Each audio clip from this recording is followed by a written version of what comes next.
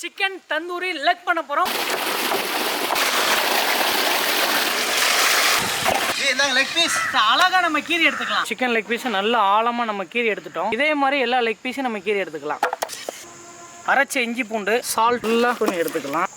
ஓரளவுக்கு நம்ம நல்லா இறக்கி விடணும் மசாலாவை. இப்போ மூடி வச்சிடலாம். சம்பத் கான்,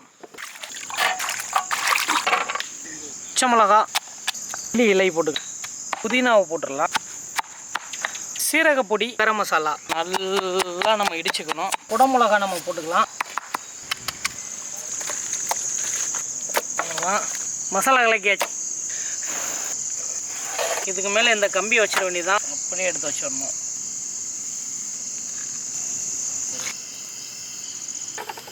சூப்பராக நம்மளுக்கு தயாராகிடுச்சு. சம்பத் கானும் ஆற வாரமாக ரெடியாக இருக்காரு. சம்பத் கான் பயங்கர சூடாக இருக்குது. அருமையான பெத்த பீஸ், ரொம்ப சூப்பராக